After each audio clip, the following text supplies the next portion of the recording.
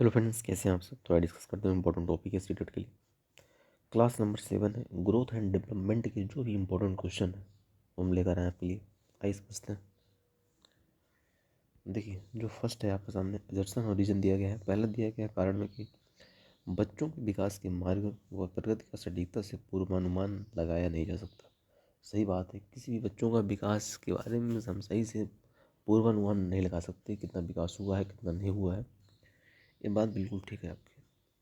तर्क कहता है कि आनुवंशिकता और पर्यावरण मतलब हेरिडिटी और एनवायरनमेंट जो होता है, कारकों के अनूठा संयोजन बच्चों में अलग अलग बदलाव को मार्ग तय करते हैं। सही बात है, सभी बच्चों का विकास जो होता है अलग अलग तरीके से होता है।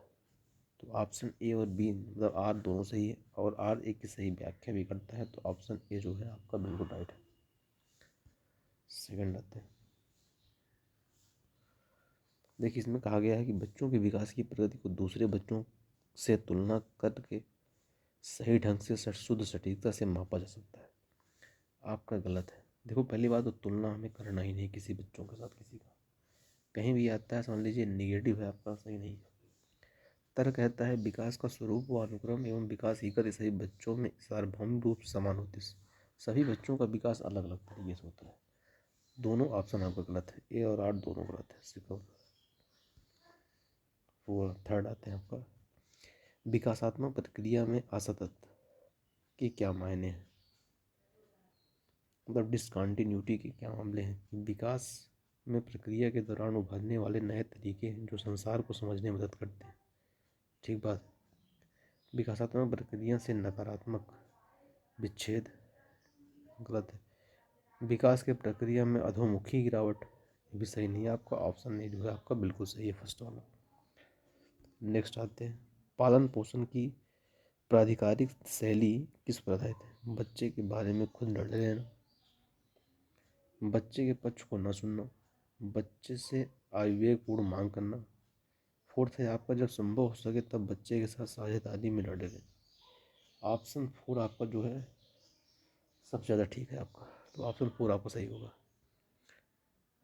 जो सीडीपी में जो क्वेश्चन आते हैं समझ पर आधारित होते हैं। मतलब हमें किस तरह से समझ, हम जिस मतलब हमें किसी बच्चों को कोई चीज़ रटाना नहीं, मतलब समझ पर आधारित करना है। और जो भी क्वेश्चन पूछे जाते हैं ज़्यादातर समझ पर ही सब रहते हैं। हमें समझ पर ही डेवलप करना है, विकास करना है। नेक्स्ट है यहाँ पर। देखिए, कक्षा में विद्यार्थी पारस्परिक प्रतिस्पर्धा मतलब कंपटीशन के लिए प्रेरित करने के लिए कई परिणाम हो सकते हैं। आपके अनुसार निम्न में से कौन से प्रभाव बच्चों को विकास में हानिकारक है। हानिकारक पूछा है आपको। इससे बच्चों में विजेता एवं हारे हुए विद्यार्थियों में भेदीकरण होता है। इससे विद्यार्थियों पर दबाव पड़ता है, वह चिंता का स्तर बढ़ जाता है जो उनके संज्ञानात्मक विकास को बाधित करता है। ठीक बात है, पहला भी ठीक है, दूसरा भी ठीक है। इससे कक्षा में तारक विद्यार्थियों को चिन्हित करने के लिए बढ़ावा मिलता है जिनकी उपलब्धियों का स्कूल गर्व कर सकता है। ये भी ठीक है। हानिकारक पूछा गया है। इससे विद्यार्थियों को प्रतिस्पर्धी बाजार केंद्रित अर्थव्यवस्था में ढलने के लिए तैयार किया जाता है। तो आपका जो है चारों जो होगा फर्स्ट सेकंड थर्ड फोर्थ चारों आपके लिए हानिकारक होते हैं इसमें। आइए समझते हैं। विकास की दिशा और क्रम हर बच्चे के लिए समान होता है, लेकिन हर बच्चा अपनी गति से विकसित होता है। यह बाल विकास के निम्न में से किस सिद्धांत को दर्शाता है। अनिरंतरता मतलब डिसकंटिन्यूटी नहीं होगा, रैखिकता नहीं होती, लिनियरिटी भी नहीं होगा, यूनिफॉर्मिटी नहीं, एकरूपता भी नहीं होता है। ये होता है इंडिविजुअलिटी मतलब पृथकता। ठीक है, सभी बच्चे में जो रहता है अलग अलग होता है, समान जो होता है, तो पृथक करने की बात आ रही है इसमें। नेक्स्ट है आपका। कथन कहता है कि बच्चों और बचपन के बारे में सामान्य ये दावा करना कठिन है इसमें क्योंकि इसमें बहुलता विविधता है। ठीक बात है। तर्क कहता है बचपन एक सामाजिक संकल्पना है। सही बात है, दोनों ठीक है। मतलब ए और आर दोनों सही है, और आर जो है एक सही व्याख्या भी करता है। नेक्स्ट है आपका। देखिए, कहा गया कि बच्चों के विकास पर सहसावस्था से किशोरावस्था तक ध्यान देना जरूरी है। ठीक बात है। जो बाल्यावस्था होता है और किशोरावस्था, इन दोनों स्टेज में बच्चे का बहुत ज़्यादा ध्यान देना चाहिए, क्योंकि ये सेंसिटिव पीरियड होता है। और किशोरावस्था जो होता है एक ऐसी एज होती है, इसमें बहुत ज़्यादा हमें ध्यान देने की जरूरत पड़ती है। जो 11+ की जो अवस्था होती है, एडोलसेंस की जो एज होती है, क्योंकि बच्चा इसमें बन भी सकता है, बिगड़ सकता है, क्योंकि स्टेज जो होती है ऐसे मतलब 11+ वाली जो एज होती है, इसमें बच्चों को कुछ ज़्यादा ही ध्यान देने की जरूरत पड़ती है। तर्क कहता है कि यद्यपि जीवन के शुरुआती कुछ वर्ष विकास के लिए बहुत महत्वपूर्ण है, मस्तिष्क नमनीयता मतलब ब्रेन प्लास्टिसिटी के दृष्टिकोण से पूरी बाल्यावस्था और किशोरावस्था में नहीं होती। ये भी आपका ठीक है।